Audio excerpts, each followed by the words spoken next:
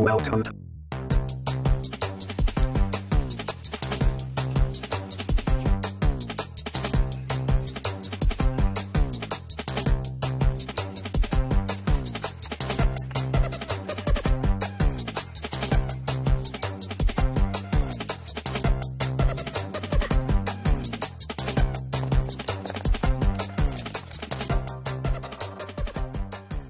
Access granted. Good day everyone, I am Mr. Vin at your service and welcome to Let's Figure Out.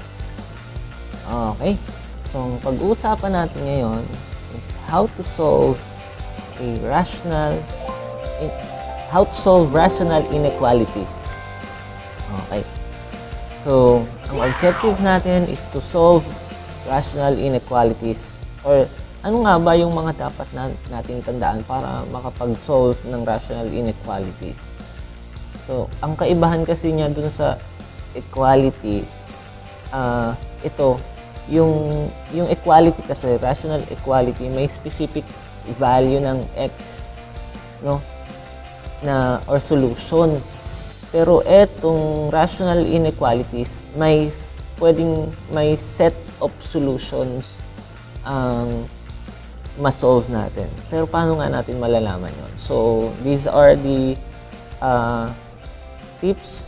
And before that, we have to remember that inequality may have infinitely many solutions, kagaya ng sinabi ko kanina. And the set of all solutions can be expressed using set notations or interval notations. So, ito yung example nun. So, ayan, i-print screen nyo na lang, no? So, halimbawa, itong interval na to, tapos ito yung kanyang representation in set notation. Hindi ko na iisa-isahin basahin kasi magtatagal tayo, no? Pero ang ibig sabihin lang niya, kapag ginraph mo, itong hollow na A at saka hollow na B, ibig sabihin excluded yan. Pero kapag shaded, yan ay included, no? Kasama. Pag excluded, hindi kasama yung specific value na yon na tinapatan, no? Sa number line. Okay, so next. These are the steps. Step 1, rewrite the inequality as a single fraction on one side of the inequality symbol or 0 on the other side. So meaning to say, lahat ng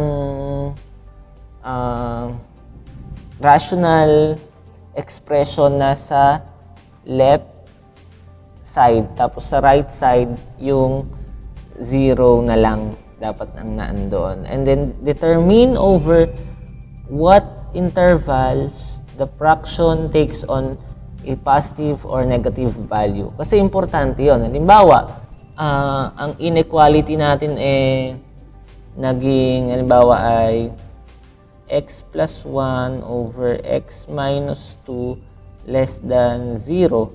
So, ibig sabihin dapat, ang buong expression na to ay mas mababa kay 0. Anong mga numbers ang mas mababa kay 0? Obviously, those are negative values or numbers.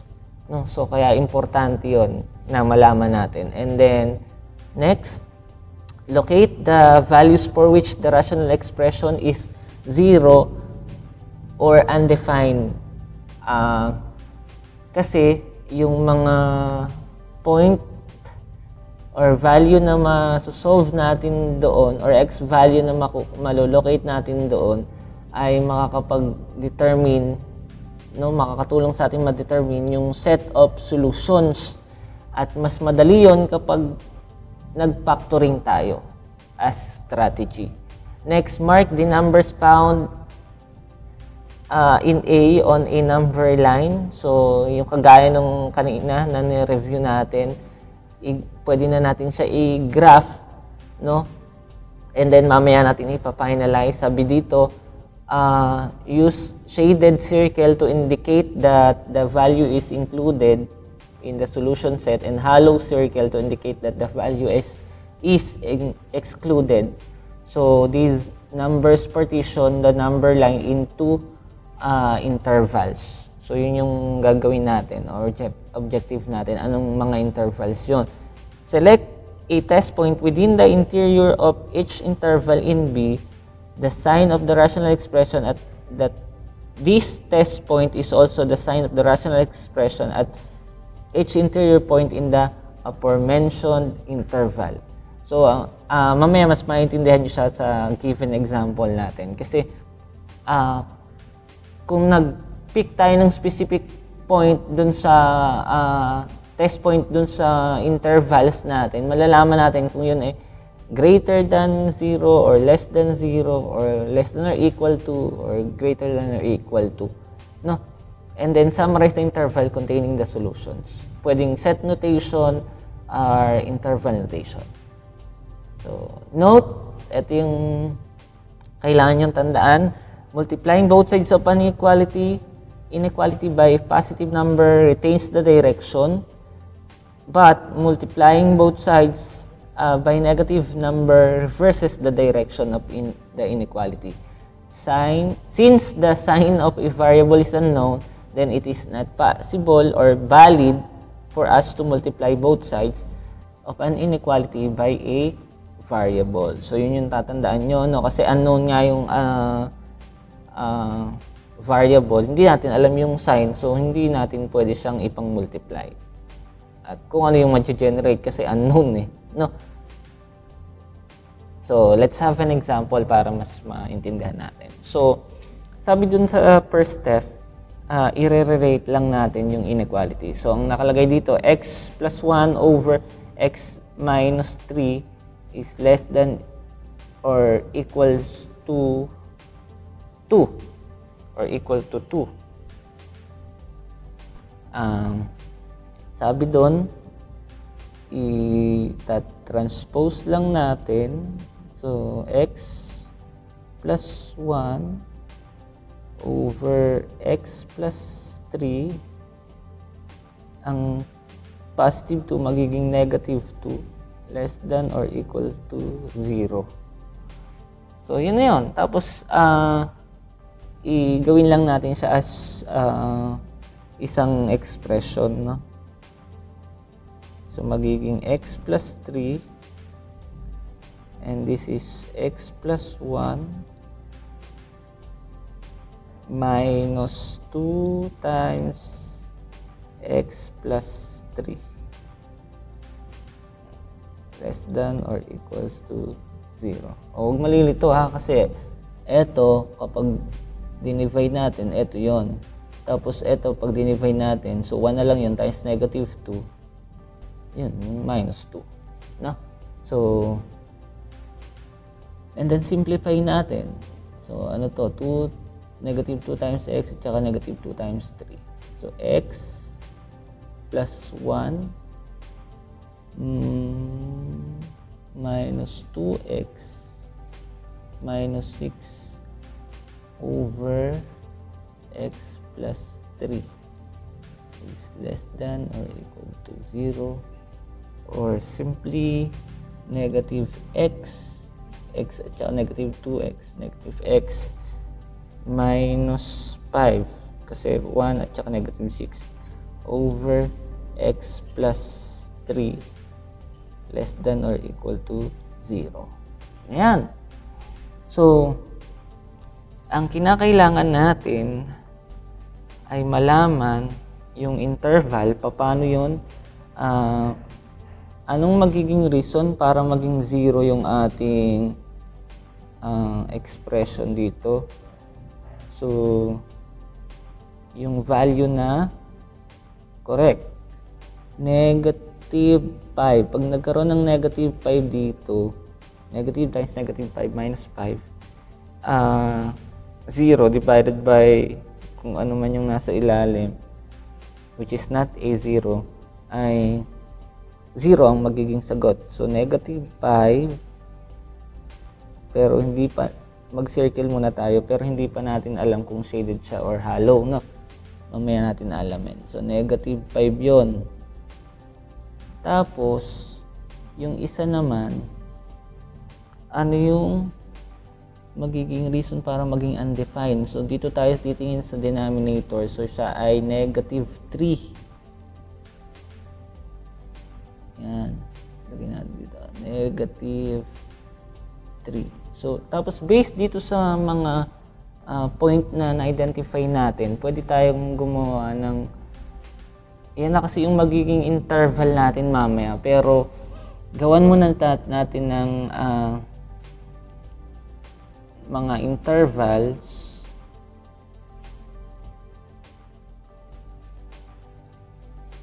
kasi yung 2 points na yon, yung negative 5 at saka negative 3, nahati niya sa 3 portion yung number line no? Itong portion na ito, itong portion na ito, at saka itong portion na ito. So, alamin natin dyan kung ano yung, kung hanap tayo ng specific point dyan, tapos alamin natin kapag nag less than or equal to 0 siya. So, pasok siya dun sa ating no? So, set of solutions. So, test points. Test point. Ayan.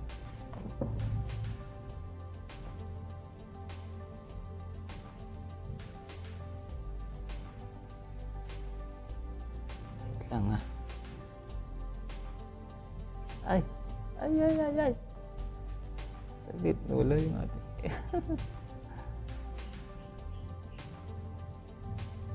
Saan ang ating pointer? Yan.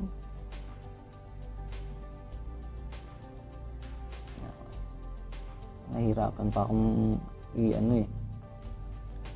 So, ano yung mga mag-generate natin na test point, interval.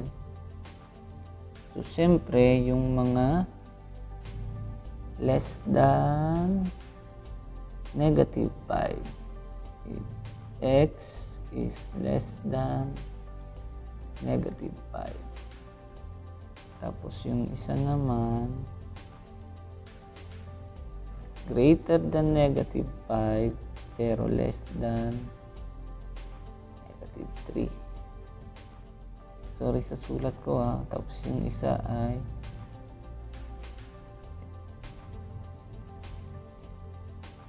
negative 3 is less than dx. Tama ba? Or x is greater than negative 3. Anong mga test point? Ang suggestion ko sa test point para mas madali, edi yung whole, no? Gamitin nyo. So, ito, kagaya nito, nasa gitna daw ni negative, or in between negative 5 at negative 3, edi negative 4 gamitin natin. Tapos, ito, yung mas malapit na, negative 2. Tapos, ito, negative 6. Yan. Tapos, paano natin yan? Okay. Sorry yung una muna, numerator, x plus 1. Anong sign yan? Tapos, denominator, x plus 3. Ay, nire-write na nga pala natin. So, ulitin natin.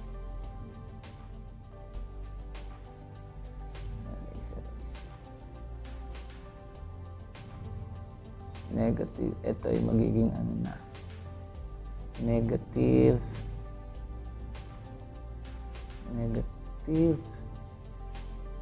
x minus 5.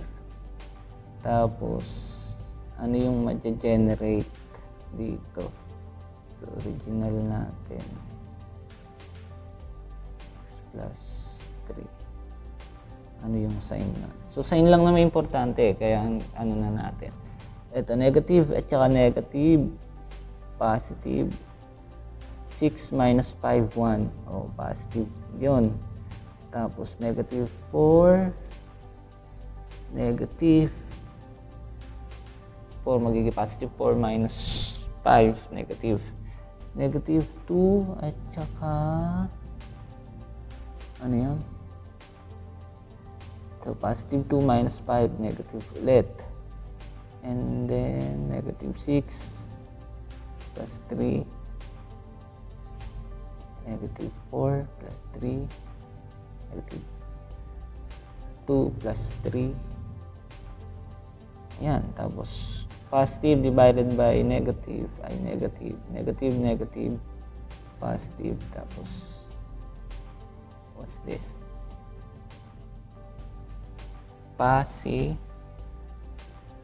Positive o negative? Negative siya. So, that's it. Nakuha na natin. May idea na tayo na ano yung mga less than 0 dyan na intervals. Ito. Yung x, when x is less than negative 5 and x is less than or equals, or less, x is greater than negative 3. No? Pero, tandaan natin, dahil ito ay, ang tawag dito, less than or equal to 0, included si negative 5.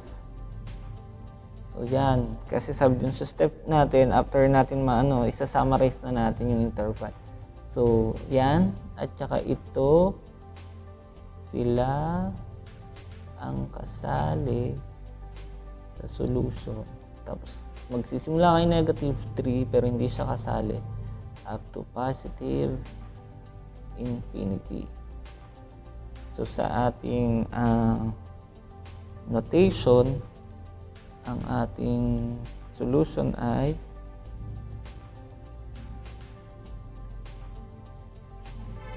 yan, union of sets na yan.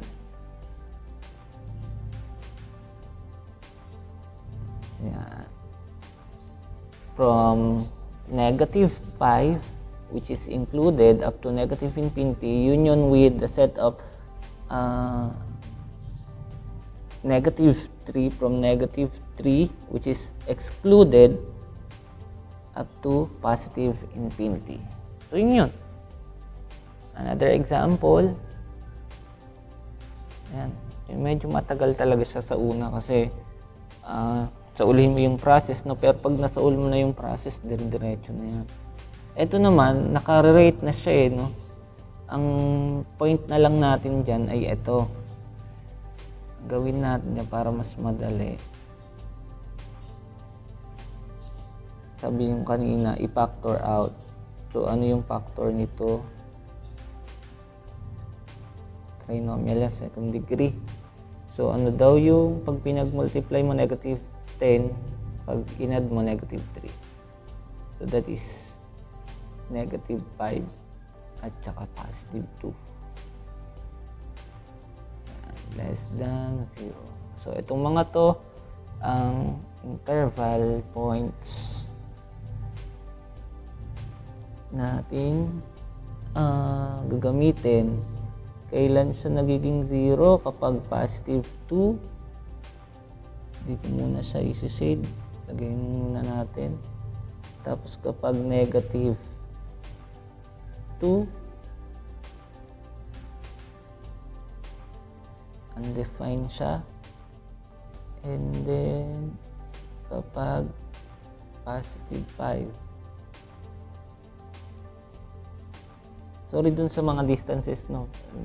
Intindihan nyo na lang yan. Ang point lang natin, nahati niya yung number line into 1, 2, 3, 4. So, ibig sabihin, ang intervals na gagamitin mo dyan, intervals ay 4. Bakit 4? Kasi nakakuha tayo ng tatlong specific point na magiging reason para maging 0 at saka undefined yung ating rational expression. So, ano yung una? Ito muna, dito muna tayo. Lahat ng nandito. Dahil less than lang yon, ibig sabihin, excluded yung lahat ng yan. Yung negative, yung positive 2 ay excluded. no? Sige. Mas mababa kay negative 2 when x is less than negative 2.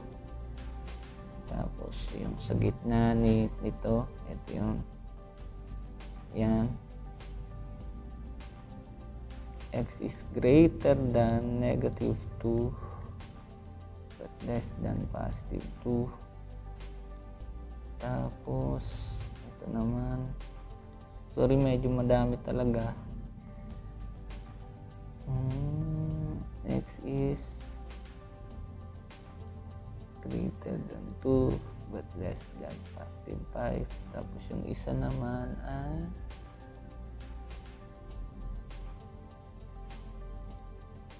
x is greater than positive 5. Yan. Tapos point or test point. Kuha tayo ng isang specific point. Malapit na lang. So negative 3. Tapos ito naman, gamitin na natin yung 0. Tapos ito pwedeng 3. Tapos ito ay 6. Yan. Tapos yung una, numerator tayo, x minus 2. Tapos denominator. Pwede nyo paghiwalayin yung denominator, pero pwede rin na rin pagsamahin. Yan. Tapos yung buong expression. Ang concern natin dito, ano yung mga number less than 0? Siyempre, negative. So, yung mga negative na result dito, yun yung ating set of solutions. Negative and negative 3 at saka negative 2, negative. Negative 3, positive 2, negative 1 yon. Tapos, negative 1 at saka negative 8. So, substitute nyo lang yun dito ha, positive. Tapos pag tinipid natin, negative ang sagot. And this is negative. And this is 2 at saka negative 5. Ang product nun, negative ulit. So positive ito. And this is 3 minus 2, 1. Positive 5 at saka negative 3 minus 5, negative 2. So, negative ulit. And then, negative ang sagot. 6 minus 2, positive. 6. That is 6 plus 2, 8 times 6 minus 1 ay 5, 1. Positive. Okay. So, itong dalawang to ang ating magiging set of solution. So, ibig sabihin ay excluded si negative 2 up to, pero sa kanya magsisimula, hindi nga lang siya kasabi, pero up to negative infinity union with the yan, excluded din si 2 at saka si 5, pero yung set in between them ang solution. Okay na? So that's it. Thank you, and sana naintindihan ninyo. Practice lang talaga yan para madali yung process at saka mas mabilis. Thank you and God bless you all. Don't forget to subscribe and hit the notification bell. Bye-bye!